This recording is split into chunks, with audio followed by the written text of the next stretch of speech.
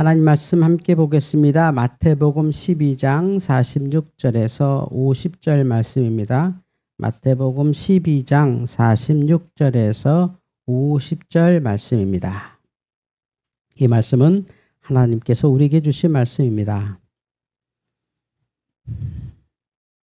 예수께서 무리에게 말씀하실 때에 그의 어머니와 동생들이 예수께 말하려고 밖에 섰더니 한 사람이 예수께 여짜오되 보소서 당신의 어머니와 동생들이 당신에게 말하려고 밖에 서 있나이다 하니 말하던 사람에게 대답하여 이르되 누가 내 어머니며 내 동생들이냐 하시고 손을 내밀어 제자들을 가리켜 이르시되 나의 어머니와 나의 동생들을 보라. 누구든지 하늘에 계신 내 아버지의 뜻대로 하는 자가 내 형제요 자매요 어머니이니라 하시더라.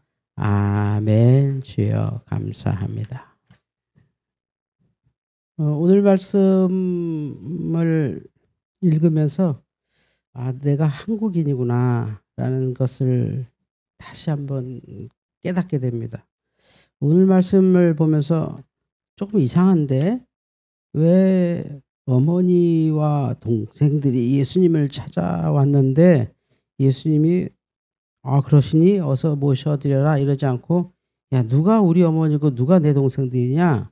그래서 하나님의 뜻대로 하는 사람들이 내 형제고 내 자매고 어머니다 이렇게 말씀하시면 너무 매몰차신 것 같고 왜 이렇게 얘기하시는가 하는 생각이 들죠.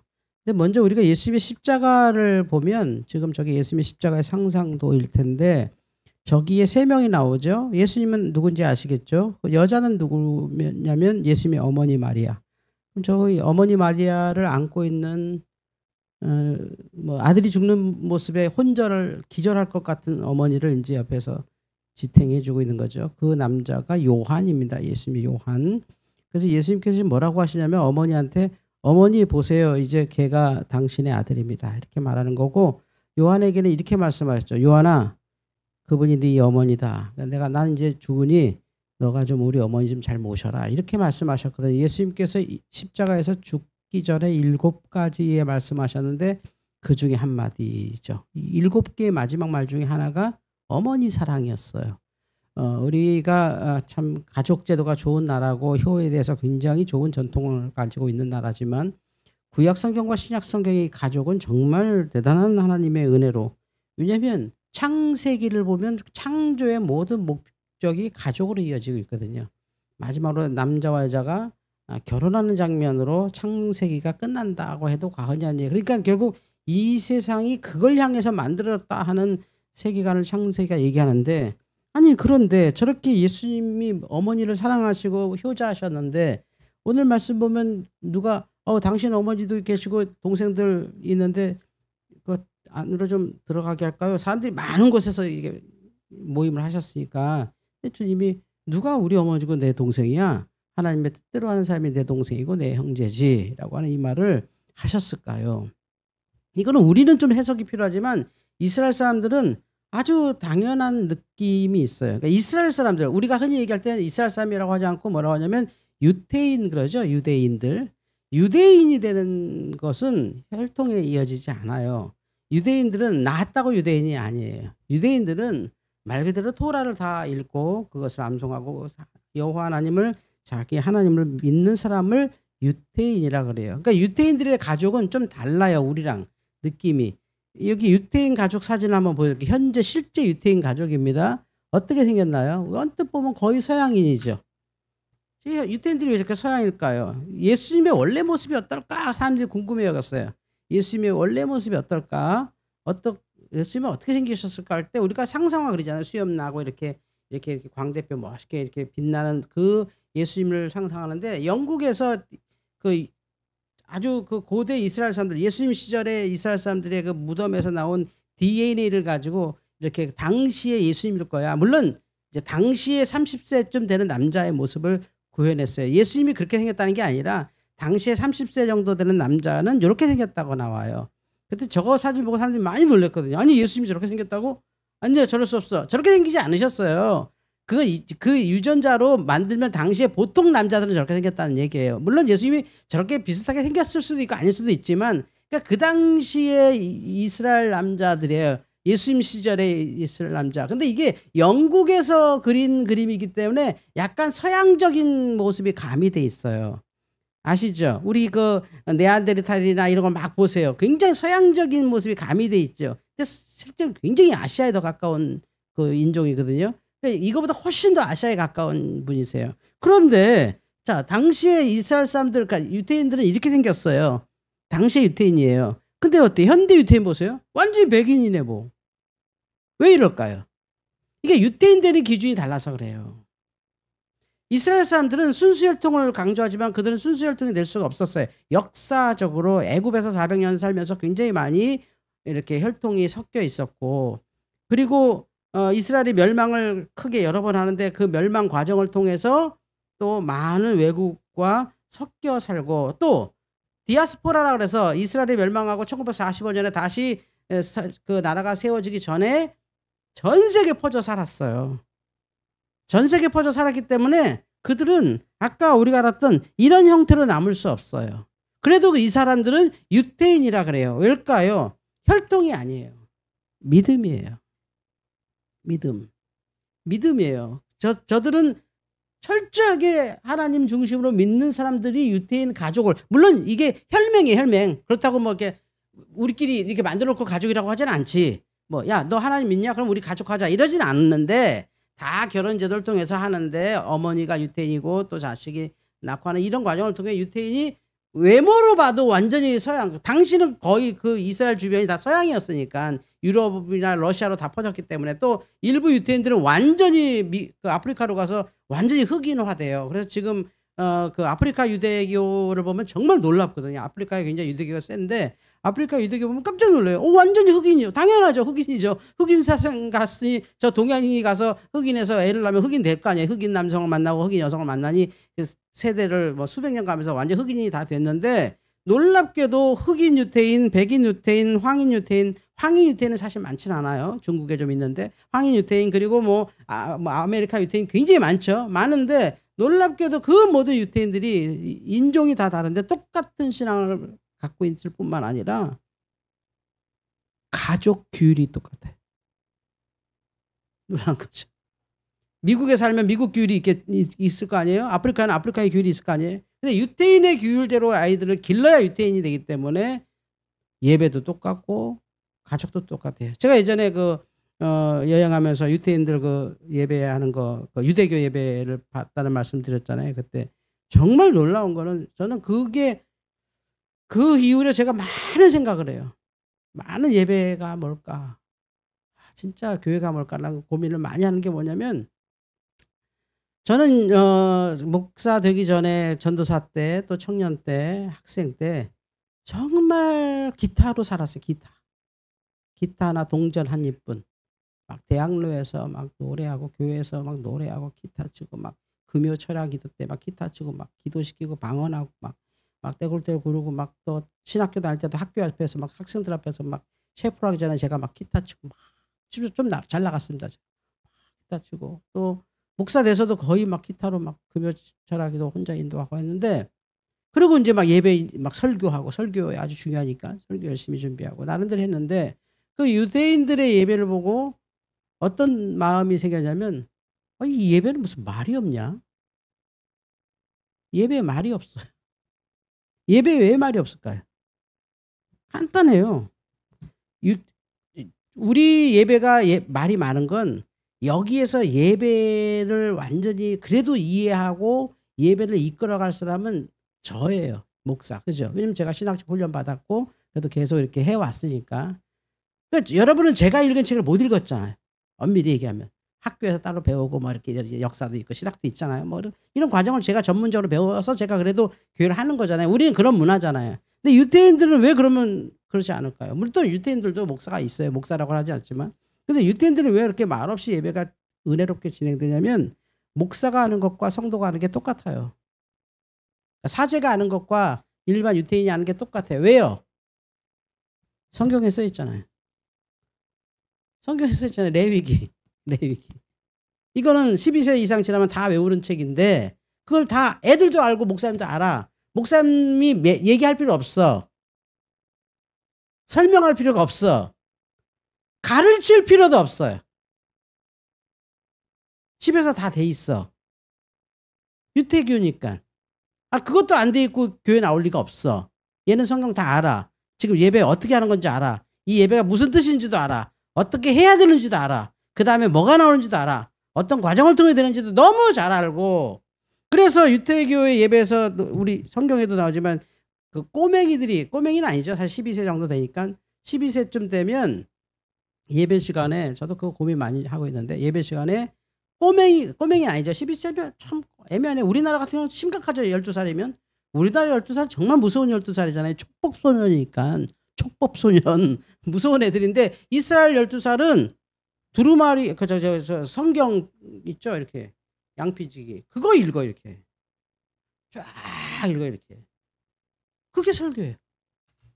그걸 왜 해설해요? 다 아는데. 그냥 오늘은 이 성경입니다. 쫙 읽으면 다 할아버지부터 온 유대인들이 아멘. 할렐루야 아멘. 요 정도. 말이 없어요. 그리고 이제 예배 중에 하는 건 뭐냐면 거의 춤. 거기 이제 현대음악으로 나와요. 기타도 치고 막 이렇게 막 수염 달리고 까만 옷 입은 사람이 막 기타 치고 어떤 사람 막 이렇게 조그만 복도 치는데 막 이렇게 레크레이션 하는 것 같아. 막 이렇게 춤춰요. 이렇게 똑같은 춤을 막 춰요. 이렇게 하면서 막 놀면서 이스라엘 찬송인지 뭐 가스펠인지 그런 걸 막 부르는 게 끝. 그러고 나오면 이제 다 안수해주고 이렇게. 그리고 한 사람씩 나와서 다 헌금하고 끝이에요. 끝. 말이 별로 없어. 우리는 어때요? 무슨 대학 강의 같죠? 예배가. 시작도 목사가 중얼중얼 끝날 때까지도 목사가 중얼중얼 지금은 저 혼자 중얼중얼 여러분들은 멍. 항상 이제 고민이 있어요. 그러니까 유태인이 된다는 건 예수님께서 오늘 말씀 누가 내 가족이냐는 건 이런 유태인의 전통에 새로운 말씀을 주시는 거예요. 너희는 그 하나님 믿는 그 가족을 유태인이라고 하는데 나는 뭐냐면 하나님의 뜻대로 하는 사람이 우리 가족이다 라고 말하면서 제자들을 얘기하는 거예요. 이 얘기는 아주 달라요. 무슨 얘기냐면 그 당시에 유태인에 못 들어가는 이스라엘 사람들 되게 많았어요. 율법을 못 지키는 사람이 너무 많아요. 죄인이라고 지칭해지는 사람들. 아니 사람을 부를 때 죄인이라고 부른다니까. 이런 사람은 특권층이었어요. 특권층. 유태인으로 사는 건 특권층이에요. 일단 먹고 살 수 있어야 이렇게 됐지. 이게 일반 가족이 아닙니다. 유태인이 여러분. 일반 가족이 아니에요. 50년대 이후에 이스라엘이 법을 만들어서 다 이스라엘 사람으로 인정해 준 거예요. 원래 아니었어요. 그 사람들이. 너는 유태인 아니야. 넌 유태교 아니야. 이랬어요. 같은 민족이어도. 우리 가족 아니야 이 말이야. 넌 우리 가족 아니야 이 말입니다. 우리나라도 왜 우리나라 지금 뭐 추석에서 저희 같은 경우는 뭐 이제 저희 가족은 우리 어머니, 우리 형님, 제 여동생, 저 그리고 이제 우리 아이들 이제 슬슬 결혼하는 아이들 이렇게 가족이 이렇게 쭉 있잖아요. 그러면 제가 여러 해 동안 이거 명절날 어머니도 힘드시고 이렇게 며느리 한둘이 그냥 그 음식 해야 되느라고 먹기는 너무 맛있죠. 정말 좋죠. 정말 맛있는데 이게 너무 조금 이렇게 피곤한데 좀 이렇게 다른 방식으로 명절을 우리 가족 모임이니까 가족에 초점하자 해서 저희가 내일 1박 2일로 다 금년에 우리는 이렇게 무슨 뭐 LA 갈비도 안 먹고 막 송편도 안 먹습니다. 아무것도 없어요 집에 지금. 오늘 예배 끝나면 이제 그 비빔밥 우리가 먹을 텐데 그게 우리 명절 음식이. 그 이제 가평 가서 놀기로 했어요. 펜션 빌려서 1박 2일 가서 놀고 오고 이렇게 바꿨어요. 예수님께서 말씀하신 게 뭐냐면 요 유태인에서 확장돼야 된다. 지금은 1인 가족도 있어요. 뭐냐면 내가 느끼는 가족이 뭐냐에 따라 나의 행복의 영역이 정해지는 거예요. 근데 여러분 착각하면 안 돼요. 결혼해서 자녀를 낳고 이것만 가족이 되지 않아요. 잘 생각하세요. 이 결혼식 장면이 얼마나 큰 일이냐면 생각지도 않았던 사람이 내 가족이 되는 거예요. 보통 일이 아니에요. 이게. 그러니까 누가 내 가족이냐는 이 예수님 말씀이 정말 실감나게 들어와요. 하나님의 뜻대로 사는 사람이 내 가족이다. 그러니까 이거는 우리로 따지면 우리가 정말 행복해지려면 내 인생에 새롭게 추가되는 가족을 얼마나 행복하게 받아들이냐에 따라 내가 행복한 거예요. 그걸 내 가족을 행복하게 못 받아들이면 평생 힘들어요. 평생. 명절마다 싸워야 돼. 명절마다. 불행하죠. 가족이 뭐냐의 싸움이에요. 결국. 근데 우리는 여전히 혈통주의 가족을 중시하죠. 그런데 우리 가족도 이미 혈통주의가 아니에요. 결혼 자체가 혈통주의가 아니라는 뜻이에요. 무슨 말이죠? 남의 혈통이 들어온다는 소리예요. 남의 혈통. 그러니 하나님께서 가족을 만들었다는 자체가 남들과 살으라는 소리예요. 남들과. 남처럼 살아라. 남들과. 이 얘기. 오늘 말씀이 그거예요. 아우, 주님, 그 어머니 오셨고 동생들 오셨는데 어떻게 아깝쇼?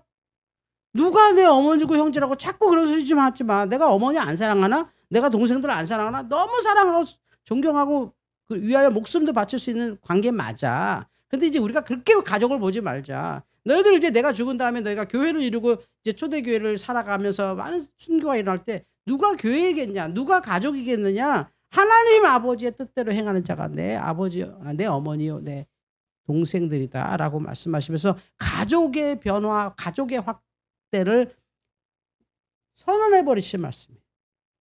요 작은 결혼이요. 생각해 보세요. 저 남자와 저 여자는 전혀 다른 사람이에요. 그러니까 저하고 황욱한은 완전히 다른 사람이에요. 여러분 보시면 완전 더 다른 사람이지만. 근데 거기에서 가족이 나와요. 이게 한 핏줄이 아니에요. 절대. 우리 착각을 한다니까. 한 핏줄이 아니에요. 이게 한 핏줄이에요. 수많은 핏줄로 나눠진 거예요. 굳이 따지자면, DNA로 따지자면. 그러니까 가족의 아름다움은 다른 사람과 계속 융합해 사는 가족이 행복한 거예요. 그게 교회가 되는 거고. 이게 안 되면 사회가 퇴보합니다. 유태인들 보세요. 얼굴이 달라졌어요. 원래 유태인이 지금도 있긴 있어요. 원래 유태인 혈통 유지하는 종족이 그 쿰란 공동체나 그 바리새파 중심에 그 사람들은 아주 냉정하게 있어요. 완전 동양인들이 있습니다. 이스라엘 가보면.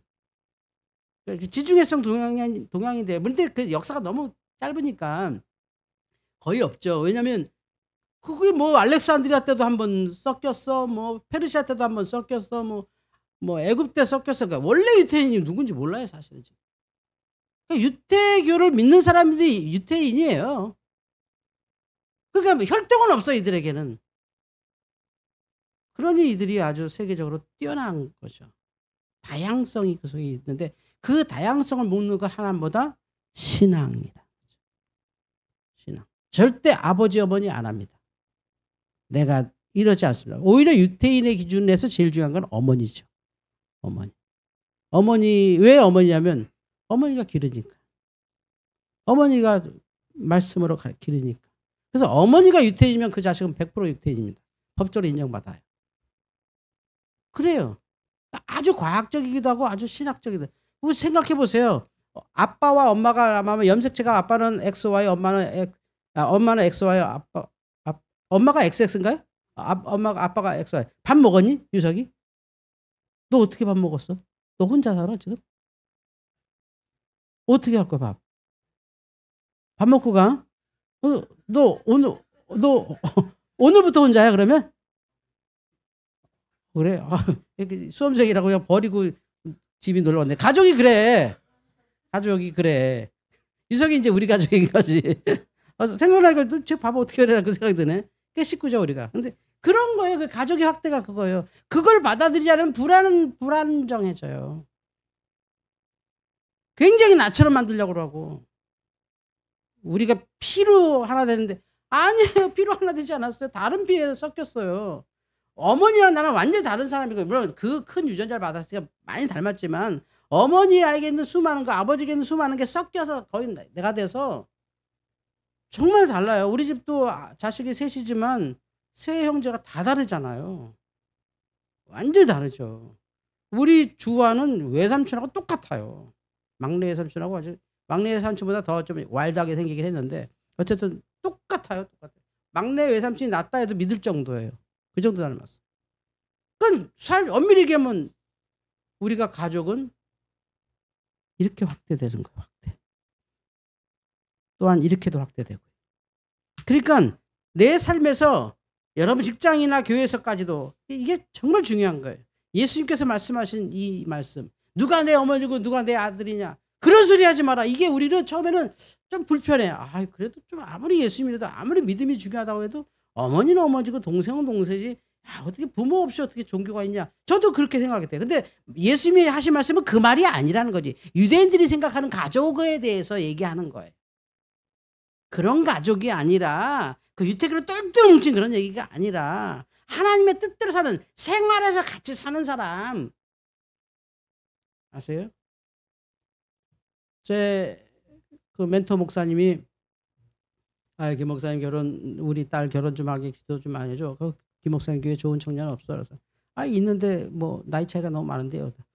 나이 뭐 남자가 나이가 어려도 되고 어쩌고 그런 사람하고 막 큰 교회 목사님. 그래서 목사님 교회 청년들이 뭐 수백 명 뭐 등록한 청년은 뭐 몇천 명일 텐데 왜 그 따님 그 사위 하나 안 되냐니까 딸이 싫다를 또 어떡하냐 딸이. 그 많은 청년과 딸이 싫다. 그래서 아빠가 그래 그냥 뭐 너 좋은 남자하고 살아야 된다. 그런데 내 이 말을 안 하려고 했어도 그냥 혹시나 산다. 그래도 예수 믿어야겠지? 딸도 그럼요 아버지. 내가 예수 믿는 사람하고 결혼해야죠. 이렇게 했어요. 그래서 이제 딸이 이제 나이가 듭니다. 35. 40이 다 됐어요. 이제 내일 모레 40입니다. 그러니까 목사님이 걱정되는 거죠.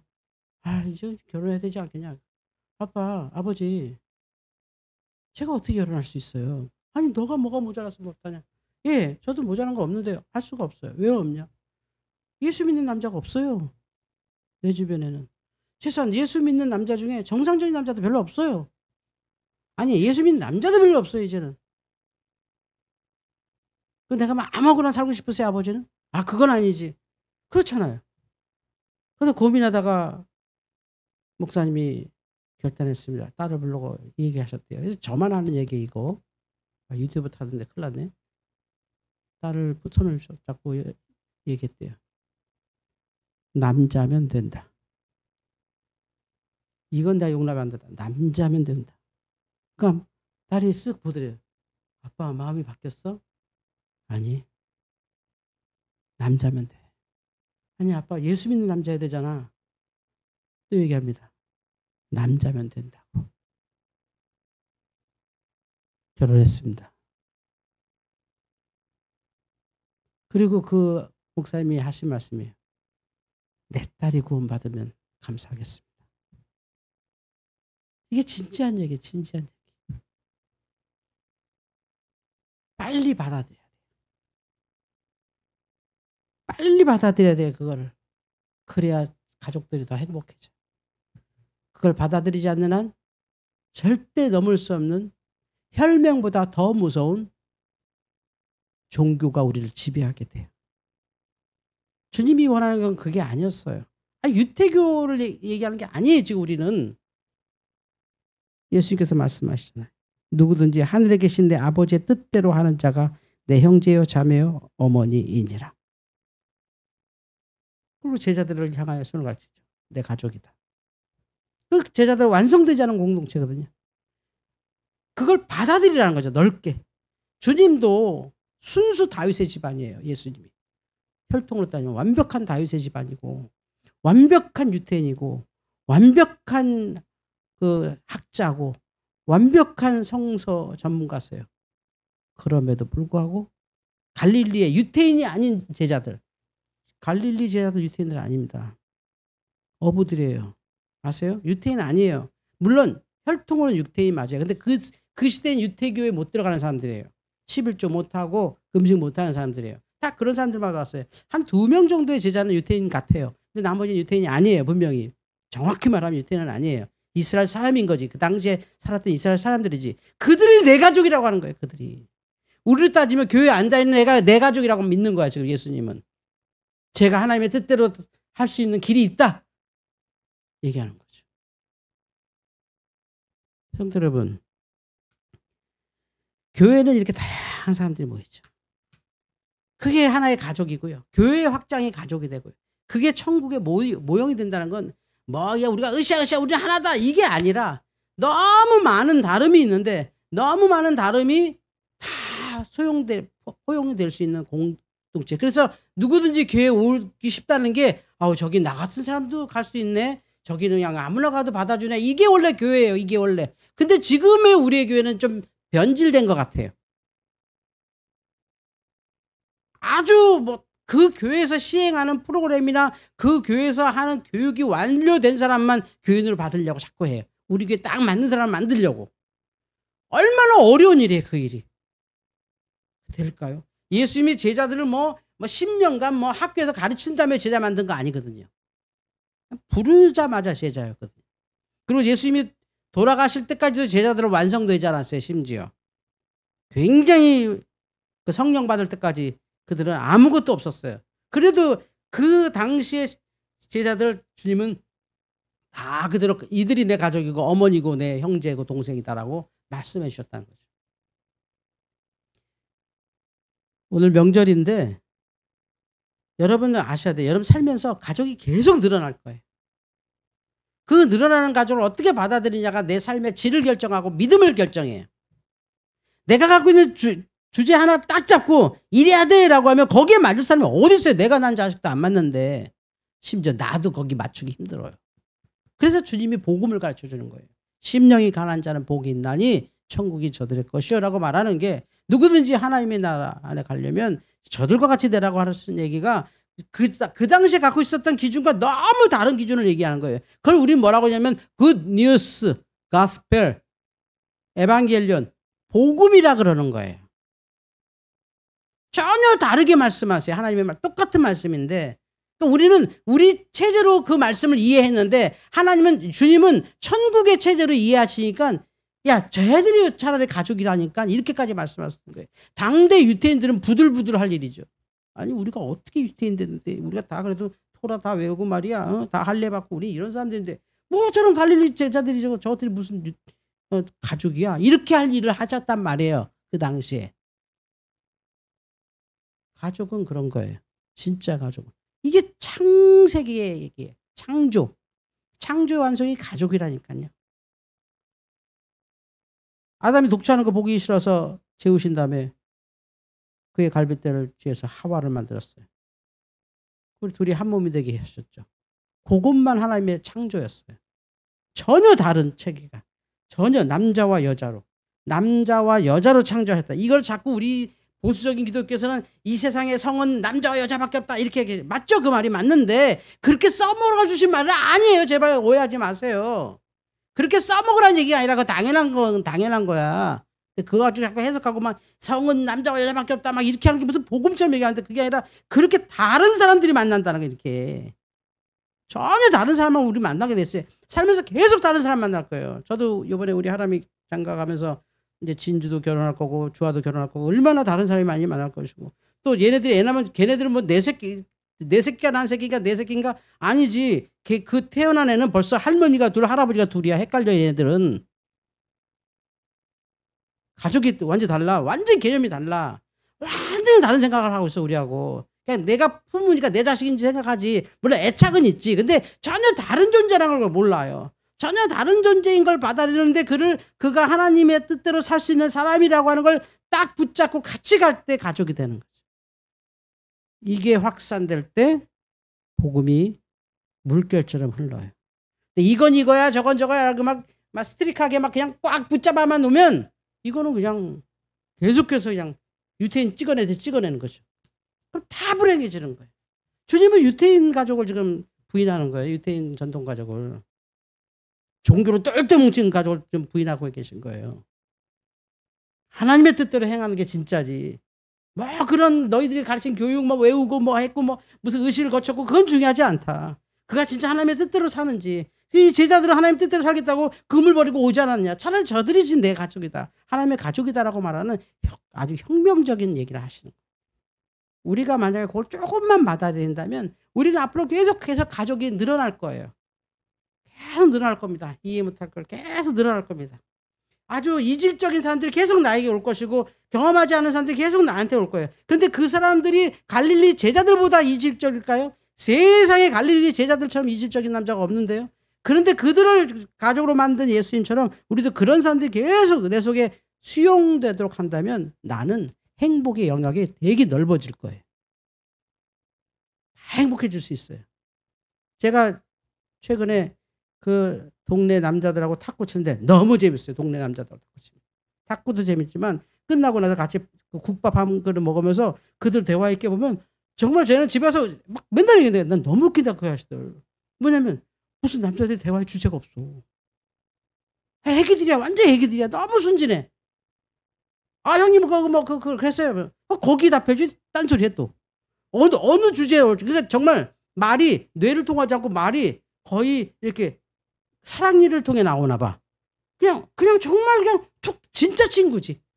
그냥 툭 던지는 거야. 무슨 뭐 진지하잖아. 큰일 났어. 이러지 않아.